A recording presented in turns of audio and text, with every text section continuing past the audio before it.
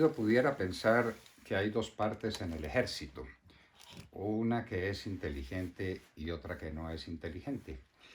No se trata de eso.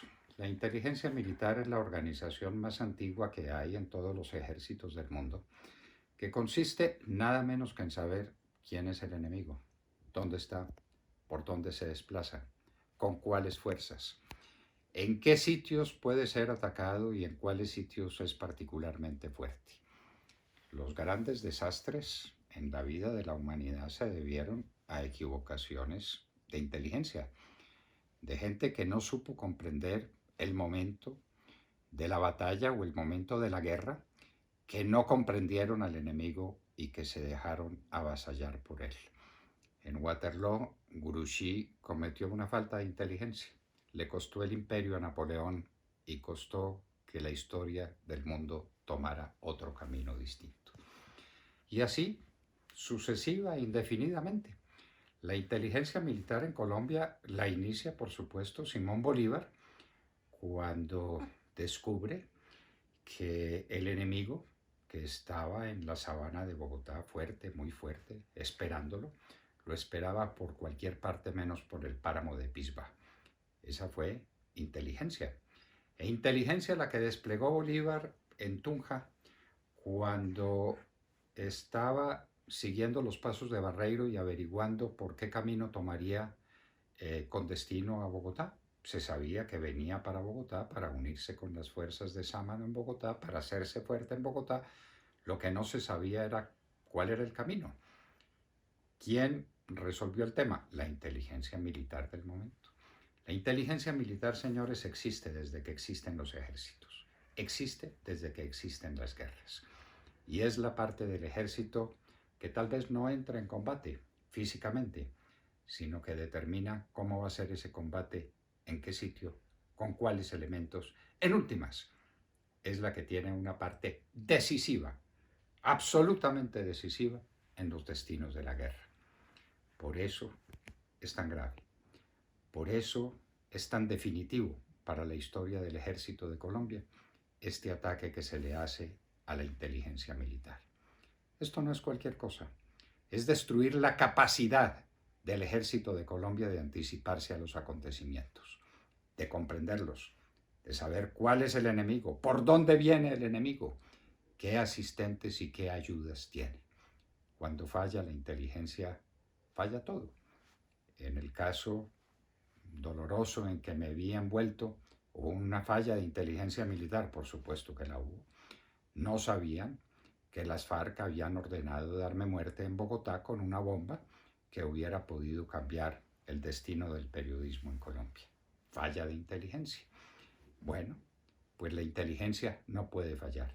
La inteligencia tiene que ser cada vez más eficiente, cada vez más capaz, cada vez más ilustrada y cada vez más omnipresente para saber dónde, repetimos, está el enemigo y cómo combatirlo.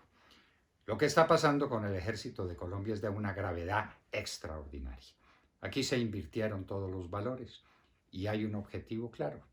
¿Cómo se destruye un ejército? Acabando su inteligencia. ¿Qué es lo que están haciendo desde la revista Semana? Y obviamente desde los cuarteles generales de Juan Manuel Santos y sus amigos, destruyendo el ejército de Colombia para ponerlo en las manos de las FARC, para ponerlo en manos de los bandidos. Ese es el objetivo. La inteligencia militar ha recibido un golpe en el corazón. La inteligencia militar ha sido puesta al descubierto. Por eso, para que eso no sea posible, existe la contrainteligencia, es decir, la inteligencia que se le hace a la inteligencia. Todo falló porque alguien, desde muy dentro del ejército de Colombia, resolvió poner en el tapete de los acontecimientos lo que estaba haciendo o no haciendo la inteligencia militar, que es averiguar, que es preguntar, que era hacer en la terminología que hoy se usa seguimientos a la gente que puede dar alguna luz sobre cómo son los acontecimientos y cómo se van a desarrollar. Ese ha sido un golpe mortal a la inteligencia, violando todos los preceptos del derecho penal clásico. los procedimientos del derecho penal moderno. La presunción de inocencia que dice la Constitución vale para toda persona, no existe para los militares. El derecho a la defensa que tiene toda persona no existe para los militares. A los militares se los juzga en público a través de los medios de comunicación, se los condena y después se inicia contra ellos una investigación. Vaya, vaya, el mundo exactamente al revés. Queremos llamar la atención sobre la gravedad que tienen estos acontecimientos. No es la suerte de una institución cualquiera, es la suerte de la institución más amada, más respetada por el pueblo colombiano, que es la institución militar. Miren ustedes cualquier encuesta, la que quieran, de los últimos años, de los años que quieran, y el pueblo de Colombia empieza por querer, por amar, por respetar a su ejército. Y después viene todo lo demás.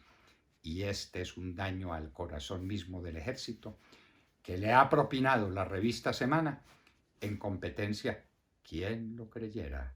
¿Quién lo puede creer? Con el señor ministro de la Defensa, y ayer lo veíamos con el señor comandante de las fuerzas militares, que no supo nada de lo que estaba pasando y que ahora descubre estas atrocidades que deben ser investigadas.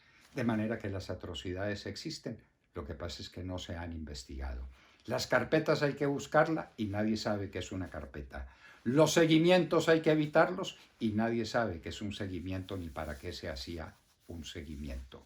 Se condenó primero, se investigará después. Y víctima de todo ese proceso, el comandante en jefe de los hombres en armas, el general Nicasio Martínez. Porque era preciso golpear donde más duele, herir donde la herida es más honda y es más profunda.